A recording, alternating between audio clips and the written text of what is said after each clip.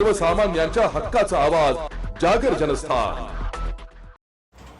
शिरपूर फर्स्टच्या वतीने 23 ते 28 मे दरम्यान 21 गावात काढण्यात आलेल्या जनसंघर्ष यात्रेमधून समोर आलेल्या विविध समस्यांबाबत आज प्रशासनातील विविध शासकीय विभागांना निवेदने देण्यात आली आहे। या यात्रेत रस्ते, पाणी व गटारींचे प्रश्न प्रामुख्याने समोर आले। त्यानुसार नागरिकांची गैरसोय टाळण्यासाठी शिरपूर ते रुदावली मार्गावर नियमित एसटी बसच्या किमान 2 फेऱ्या सुरू करण्याची मागणी आगार प्रमुखांकडे करण्यात आली आहे। तसेच शेतकऱ्यांना शेती पंपासाठी नियमानुसार पूर्ण 8 तास वीज पुरवठा द्यावा, अन्यथा तीव्र आंदोलनाचा इशारा वीज वितरण विभागाच्या कार्यकारी अभियंत्यांना निवेदनाद्वारे देण्यात आला आहे।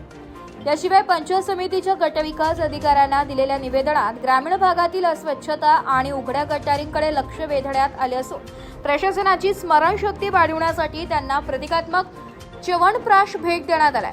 तसेच लाडकी बहीण योजनेसाठी येणाऱ्या महिलांच्या सोयीसाठी तहसील कार्यालयात स्वतंत्र मदत कक्ष स्थापन करण्याची मागणी नायब तहसीलदारांकडे करण्यात आली असून रेशन खाते, बियाणे आणि शासकीय योजनांमधील त्रुटींबाबत भविष्यात लढा उभारणार असल्याचं कार्यकर्त्यांनी स्पष्ट केलंय। यावेळी विविध गावातील ग्रामस्थ मोठ्या संख्येने उपस्थित होते। जागर जनस्थानसाठी रूपक बिरारी, धुळे। नमस्कार। तर आज आम्ही शिरपूर फर्स्टच्या वतीनं काही निवेदन तालुक्यातील प्रमुख शासकीय कार्यालयांना दिलेले आहेत। त्यामध्ये आम्ही संपूर्ण ग्रामीण भागामध्ये जी काही जनसंघर्ष यात्रा काढली, त्या जनसंघर्ष यात्रेच्या माध्यमातून आम्हाला ज्या नागरिकांच्या समस्या ऐकायला मिळाल्या, त्या समस्यांचे निराकरण करण्यासाठी आम्ही त्या संबंधित विभागाला आज शिरपूर फर्स्टच्या माध्यमातून निवेदनाच्या माध्यमातून आम्ही प्रशासनाला त्या गोष्टींचं जाहीर त्या ठिकाणी हे केलेलं आहे आणि निवेदनाच्या माध्यमातून ज्या काही समस्या होत्या त्या ठिकाणी मांडण्याचा आम्ही प्रयत्न केलेला आहे। त्यामध्ये बस स्टँड मधला जे काही बस स्टँडचा प्रश्न होता प्रमुख, त्यामध्ये रुदावलीची गाडी असेल ती नियमितपणे सुरू करावी। तिथल्या नागरिकांना बी बियाणे वगैरे शेतकऱ्यांना येण्या जाण्यासाठी आता अडचणी वाढलेल्या आहेत, म्हणून ती गाडी सुरू करावी अशी देखील आम्ही आगार प्रमुख मॅडमांकडे निवेदन देऊन मागणी केली।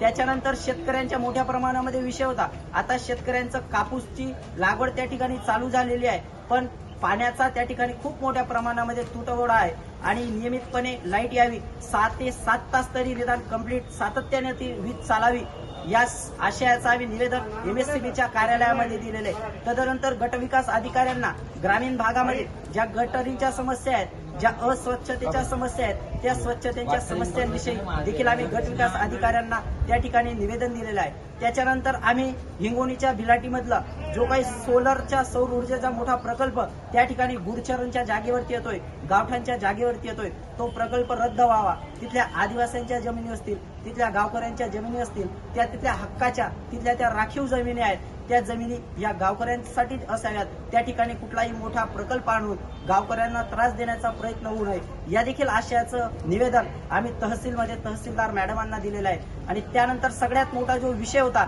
ज्या लाडक्या बहिणींचा विषय होता, जो रेशनचा विषय होता, त्यासाठी एक स्वतंत्र कक्ष सुरू व्हावा। लाडक्या बहिणींच्या हॅरेसमेंट टाळण्यासाठी या ठिकाणी तहसीलमध्ये एक स्वतंत्र कक्ष व्हावं, या देखील स्वरूपाचा निवेदन आम्ही नायब तहसीलदार मॅडमांना या ठिकाणी दिलेला आहे। मॅडमांनी आम्हाला शब्द दिलेला आहे, मी बालविकास खात्याच्या माध्यमातून बालविकास अधिकाऱ्यांच्या मदतीने एक स्वतंत्र कक्ष बालविकास अधिकारी कार्यालय येथे किंवा पंचायत समिती या ठिकाणी सुरू करू, असं देखील मॅडमांनी आम्हाला शब्द दिला आहे। म्हणून या काळामध्ये देखील आपल्याला या विविध गोष्टींवरती आंदोलन, निवेदने, मोर्चे काढायचे आहेत। म्हणून मला एक खात्री आहे, शासन आमच्या भावना, इथल्या गोरगरीब सर्वसामान्य जनतेच्या भावना लक्षात घेऊ जास्तीत जास्त पद्धतीने लवकरात लवकर न्याय देण्याचा प्रयत्न करतील, हीच आशा व्यक्त करतो। धन्यवाद।